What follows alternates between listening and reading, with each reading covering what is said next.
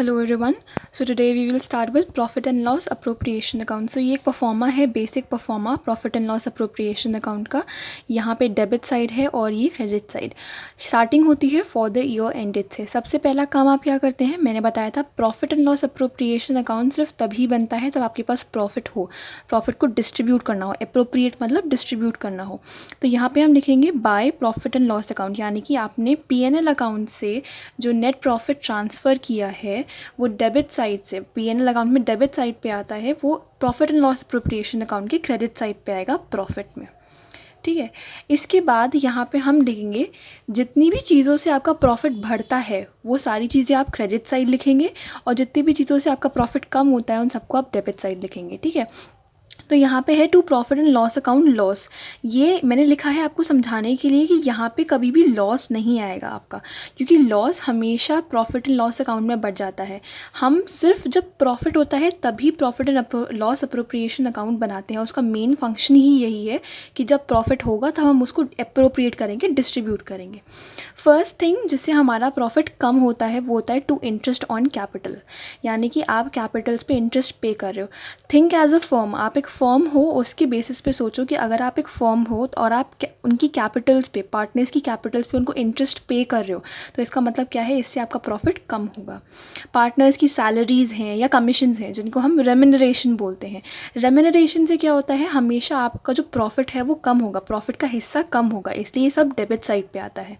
To reserve, reserve कब बनाए जाते हैं, रिज़र्व तब बनाए जाते हैं जब आपके पास प्रॉफिट हो।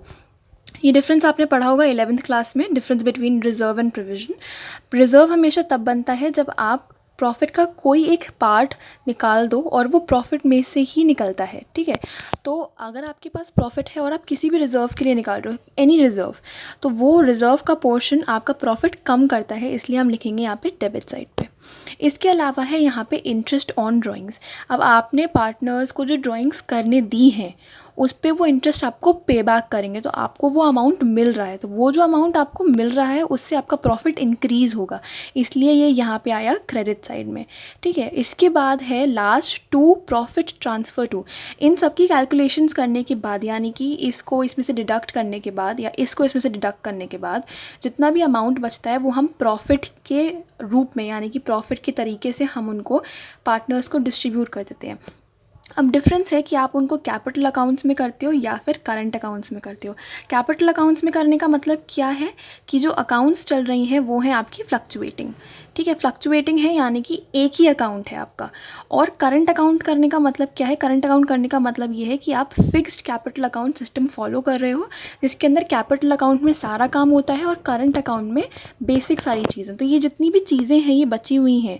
अगर आप फिक्स्ड सिस्टम में काम कर रहे हो तो ये सारी चीज़ें जो आपको दिख रही हैं ये सारी की सारी आपकी करंट अकाउंट में जाएंगी।